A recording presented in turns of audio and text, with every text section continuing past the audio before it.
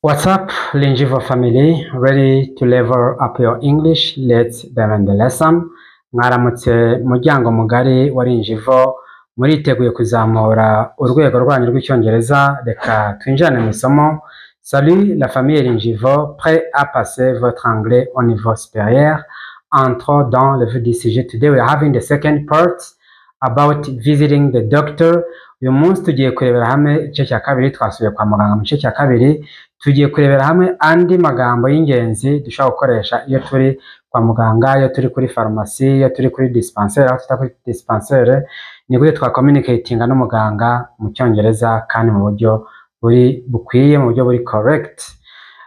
Donc aujourd'hui nous allons voir la deuxième partie. Donc on avait parlé quand on consulte le médecin, les mots ou bien les expressions utiles qu'on peut utiliser quand on est là.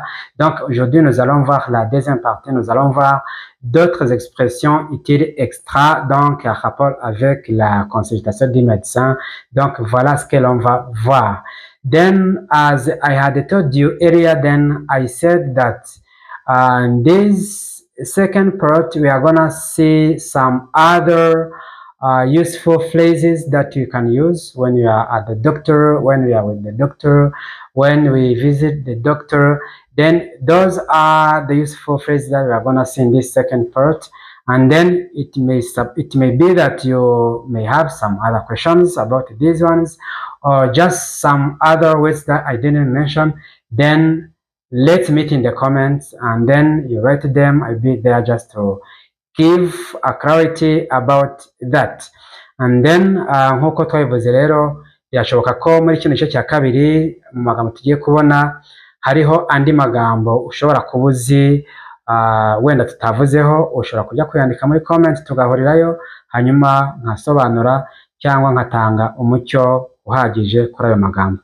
Hanyuma rero dufite ishuri hano i Nyamata, bahita kuri AOG Ingenzi, niho dufite ishuri. Igihe haba hari ibibazo cyangwa ukeneye kwiga cyaba icyongereza cyangwa igifaransa cyangwa urundi rurimi, mushobora kudusangaho, hanyuma cyangwa se mukadukontaktinga kuri 0782999777. Then I was saying that we have a training center here at Nyamata. It's just at AOG Ingenzi. Then if there are some further questions, or just if you want to learn any other language, English, French, Kinyarwanda, or any other language, Kiswahili, then you may just contact us at 078-2499-777.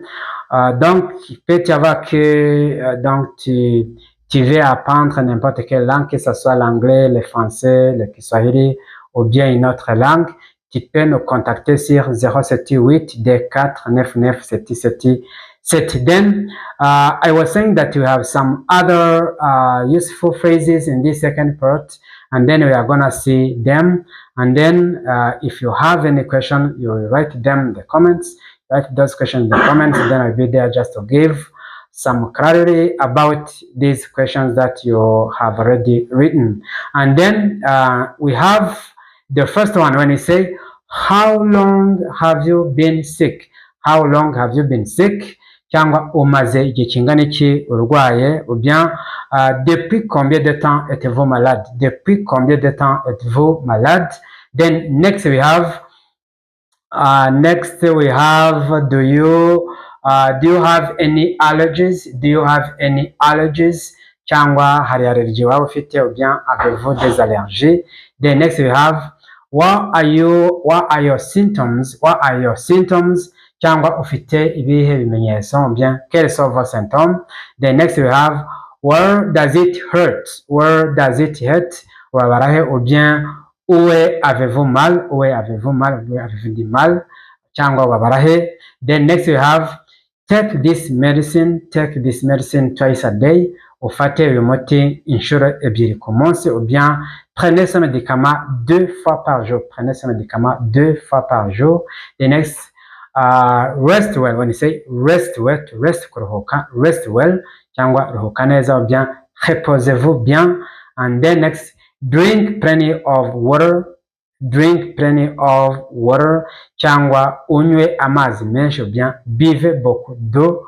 And then next we have avoid cold drinks, avoid cold drinks, cyangwa irinde ibinyobwa bikonje, irinde ibinyobwa bikonje, ou bien éviter les boissons froides, éviter les boissons froides. Then the last one, come back if you feel worse, come back if you feel worse, cyangwa ugaruke niba ukomeje kumererwa nabi, nyumva wumva bitari kugenda neza, ukimeze nabi, ugaruke, bien revenez si vous vous sentez pire, revenez si vous vous sentez pire. Then these are 10 extra useful phrases when you consult or when you visit the doctor, and then you can use some of these phrases.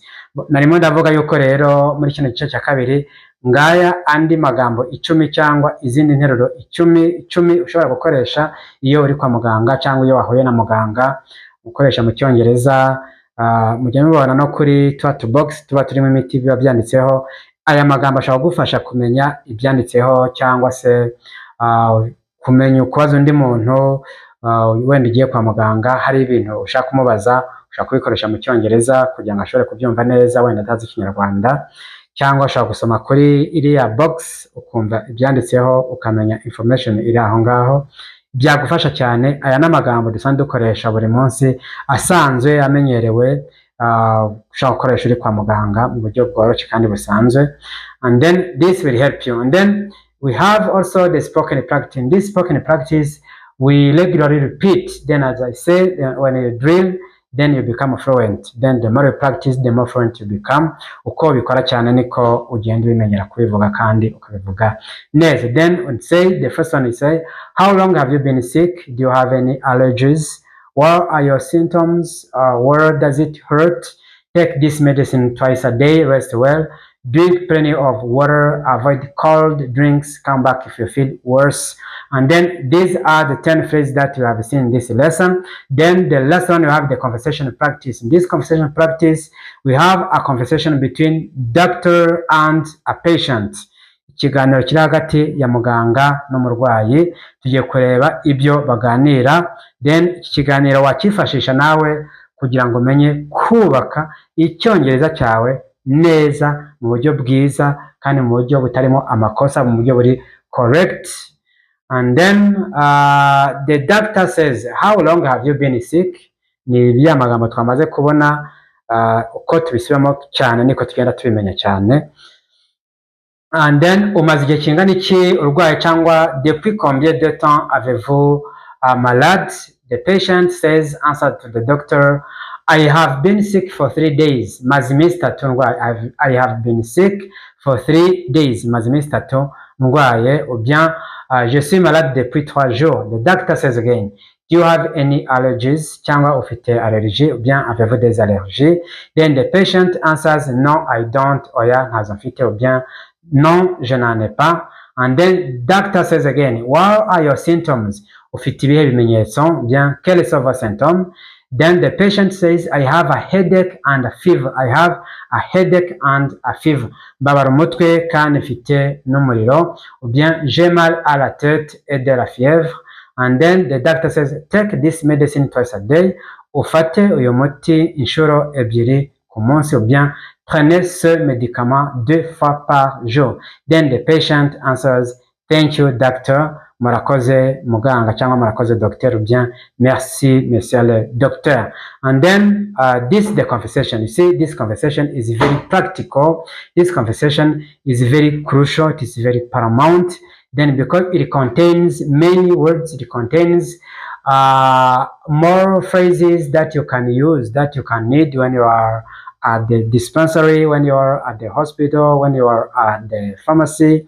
Ni ikiganiro kiri practical cyiza cyane wakoresha amagambo wakifashisha uri kwa muganga, ushobora kuyakoresha mu buryo busanzwe cyane. And then as I told you, follow me, then like, share, comment and subscribe.